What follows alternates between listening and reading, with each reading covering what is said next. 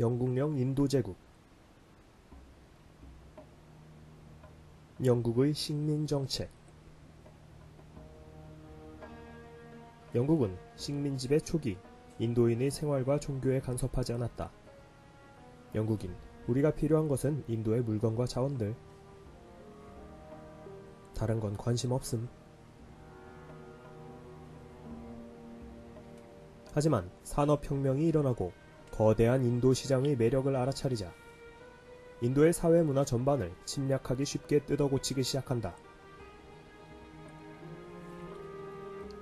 3억 인구의 거대 시장! 당시엔 3억이었다. 당시 영국의 침투 과정은 대략 이러했다. 가장 먼저 선교사들이 들어간다. 선교사, 우상숭배와 미신을 타파하세요.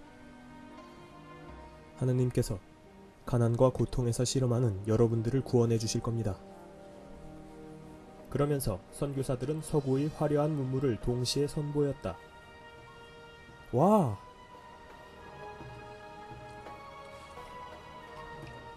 인도인들이 보기에 서양의 의술은 놀라웠고 문물은 화려했다. 그러면서 은연중에 서양의 것들을 동경하게 된다. 바로 이때 영국인들은 선교사들이 전해준 정보를 통해 인도를 체계적으로 연구하기 시작한다. 그리고 그 과정에서 사티 같은 악습에 주목한다. 남편이 죽으면 부인도 산채로 태워졌던 힌두교의 악습이다. 그리고는 영국의 지배가 인도의 근대화를 일으켜줄 것이라 선전한다. 우리가 야만적인 여러분들을 가난에서 구제해주겠습니다. 그러면 어느샌가 인도인들도 서양의 가르침을 정당한 것으로 받아들이고, 맞아, 미개한 인도를 깨우려면 영국과 같은 나라의 도움이 필요함. 선전이 효과를 발휘하게 되면 다음 단계로 학교를 세워 유럽의 학문과 영어를 가르치는데 당시 세워진 콜카타 대학이다. 이를 통해 식민지배에 필요한 협력자들을 길러냈다. 그래, 식민지배는 이렇게 요령껏 하는 거야. 하지만 비식민지배인들에 대한 근대교육은 부작용을 낳기 마련이다. 협력자를 양성하기 위한 근대교육이었지만 동시에 민주주의와 민족주의도 깨우치게 되었던 것이다. 민주주의와 민족주의가 숭고한 이념이라면서 왜 우리들에게는 적용되지 못하는 걸까?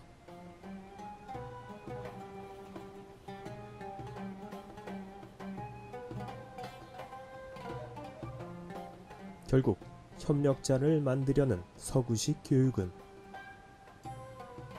외려 인도 지식인들이 근대화를 고민하고 민족운동을 전개하는 데 있어 주요한 단초를 제공하고 만다.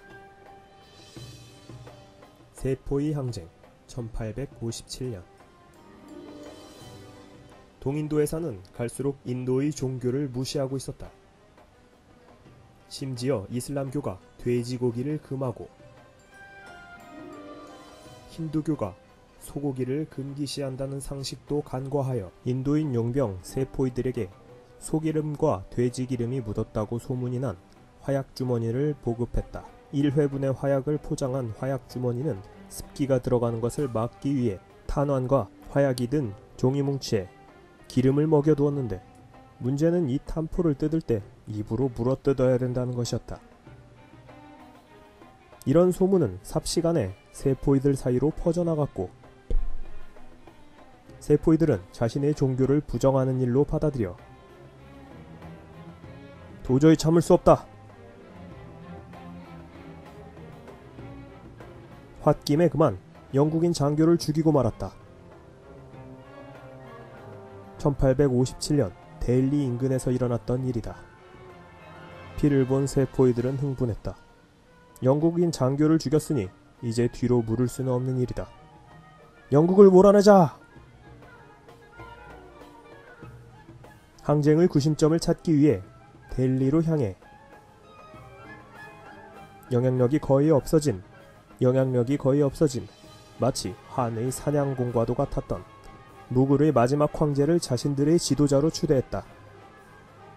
바하두르 샤 2세. 뭐? 너희들의 수장을 맡아달라고? 그러면 다시 나를 제국의 황제로 받들겠다고. 그것은 마치 이모군란 당시 90군대가 우발적으로 사건을 일으킨 다음 흥선대원군을 찾아가 옹립하려던 것과 상황이 비슷했다. 헐, 그러고 보니 비슷한 역사네. 이러한 사실이 알려지자 수많은 인도인들이 합류했다. 영국의 약탈에 시달리던 농민, 수공업자, 상인들은 물론 기독교 전파에 불만을 가진 힌두교 이슬람 지도자들도 뜻을 같이 한 것이다. 영국을 몰아내자! 영국인들은 갑작스런 봉기에 깜짝 놀랐다. 뜨아, 갑자기 왜들 저래? 아, 인도를 식민지로 삼기 위해 100년을 노력했는데 이렇게 공든탑이 무너지는 건가?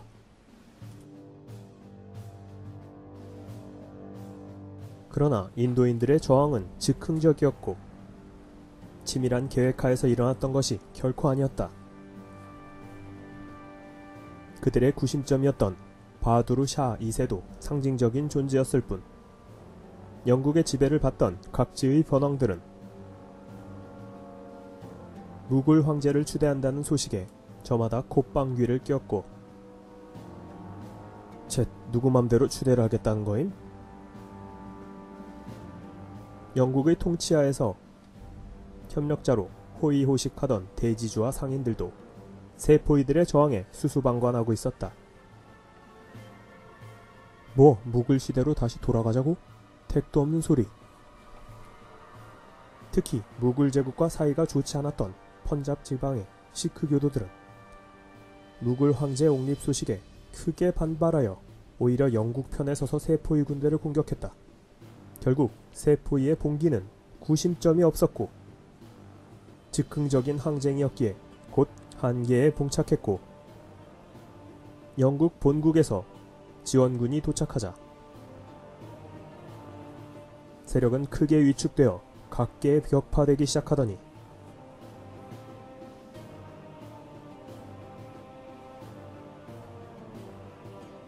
이듬해 모든 세포이들이 토벌되기에 이른다.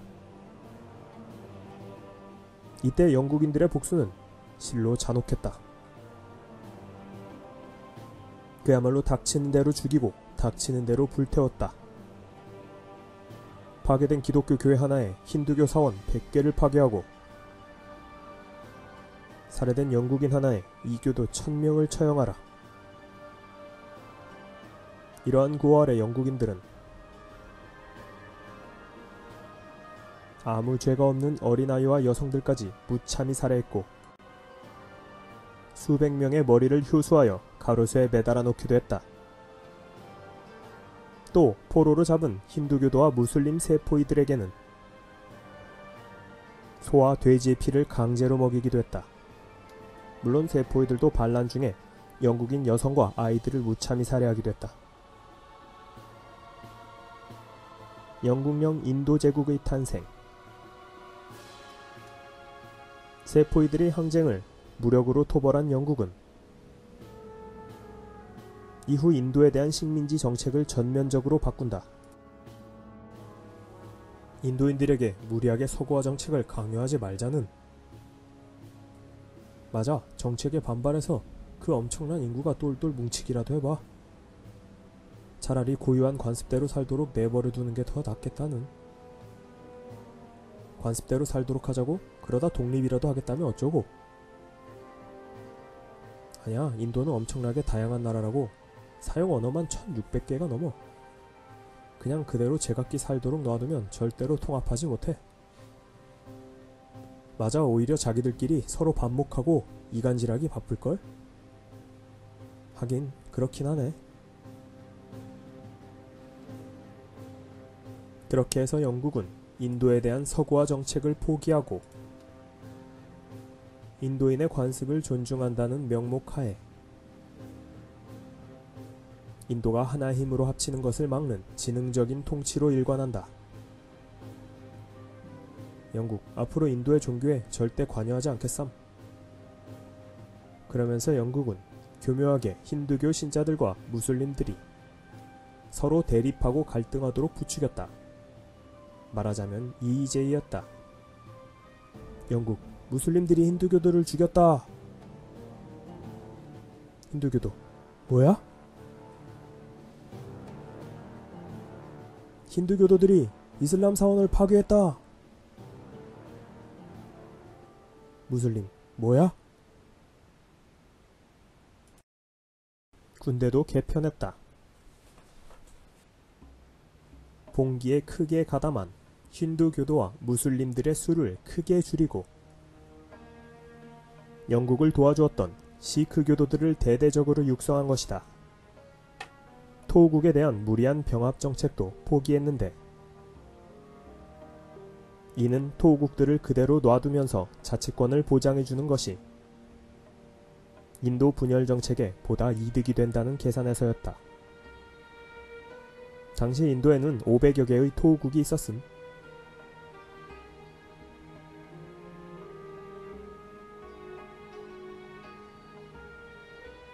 그리고 이듬해인 1858년에는 그동안 약탈과 지배로 악명 높았던 동인도 회사를 폐지하고 영국 정부가 직접 통치하는 영국령 인도제국을 출범시킨다. 인도제국의 국기다. 1900년부터 이 국기로 올림픽에도 참가했다. 영국, 앞으로 동인도 회사가 했던 것 같은 무지막지한 강압 통치는 없을 것임. 인도 역시 자비로운 빅토리아 여왕께서 직접 다스리겠음.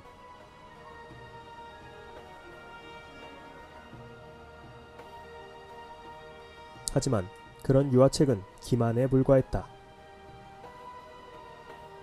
영국은 세포의 항쟁을 진압하는 데 쓴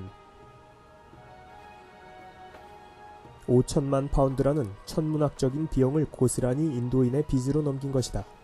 영국, 폭동을 진압하려고 우리가 얼마나 고생했는데? 그러니 어서 인도인들은 수고한 우리들에게 빚을 갚으라는.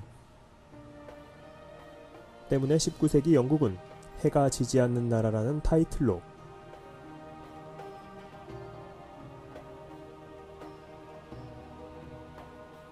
화려한 전성기를 구가하고 있었지만 반대로 인도인들은 더욱더 빈곤해졌다.